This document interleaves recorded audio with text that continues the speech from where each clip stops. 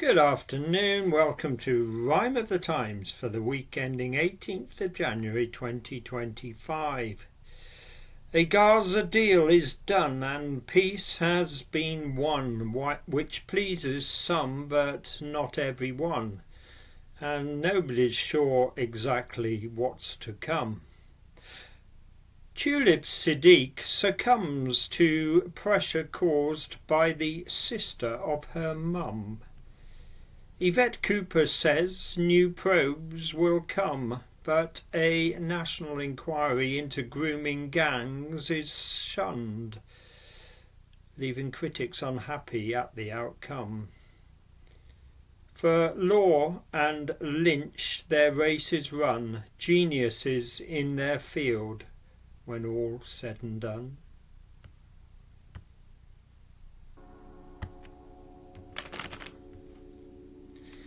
Keep the words to a whisper behind pursed lips, but peace may be visiting the Gaza Strip. This week in Qatar, every night and each day, Israel and Hamas hammered away, trying to nail down a ceasefire come what may. The same peace deal that Biden drafted last May.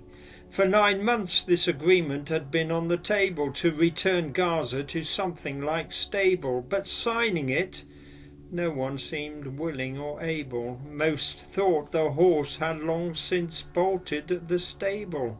The chance had gone and it was back to square one, once more a long way from a deal being done. So why was it this week suddenly resurrected? From where has this new impetus been injected? The answer lies on the west side of the Atlantic. Trump's second coming is making everyone frantic.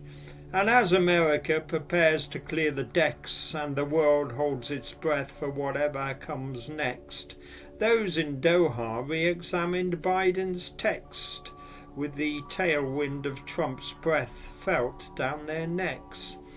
The shadow of the president-elect brought urgency, time to focus minds, no more divergency, park the pain of the 710 insurgency, an ancient quarrel, suddenly an emergency. But in Netanyahu's cabinet, many dissenters who see this deal as an outright surrender.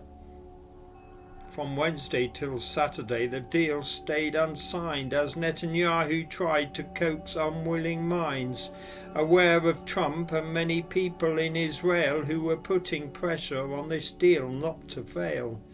The families of the hostages and many more who were tired of the hatred, exhausted by war. For Gazans, of course, those sentiments are shared, but the question was whether Hamas really cared. Their aim is for Israel's erasure to be complete, so there was much stalling, much dragging of feet.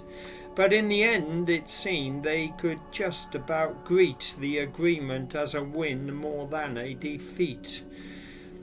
The truce is meant to start on January 19. Seeing is believing, and it isn't yet seen.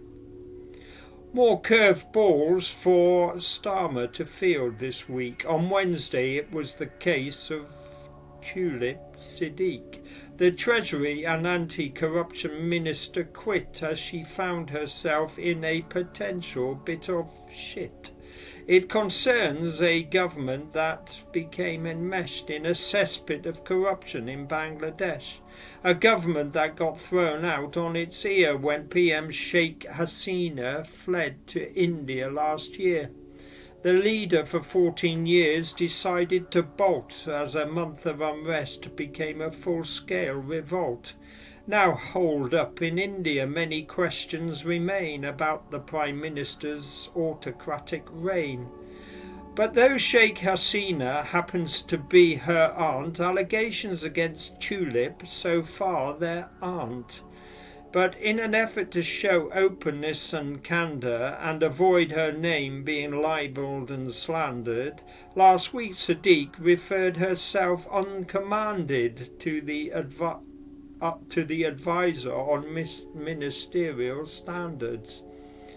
No proof was uncovered, no evidence seen that the ministerial code had been contravened, but still she resigned to avoid protracting an episode that could have become distracting. Certainly the PM has plenty on his plate, like the ongoing grooming inquiry debate, after several Labour MPs conceded that a statutory national inquiry was needed.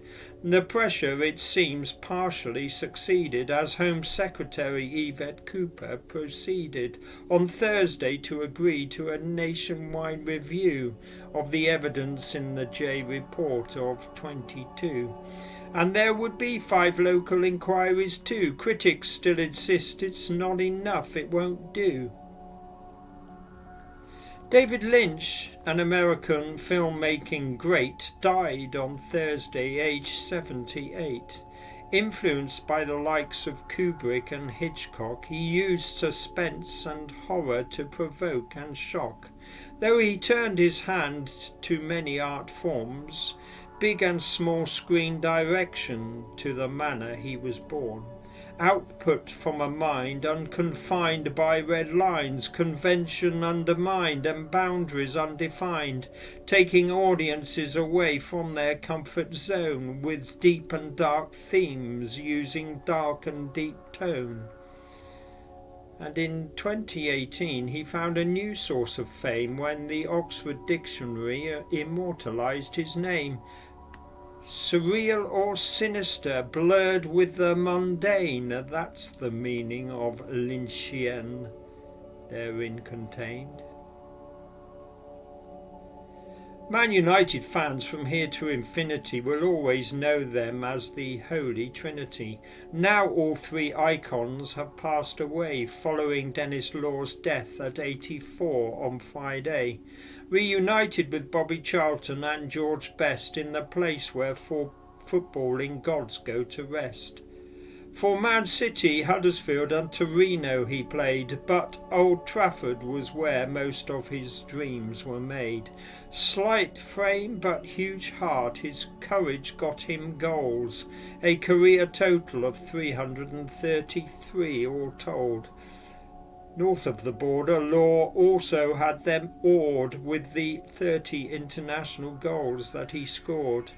On the field aggressive, a constant menace. Off it he was everyone's best mate Dennis. Universally loved, admired and adored, the only Scotsman to win the Ballon d'Or. A law unto himself. Rest in peace, Denis Law.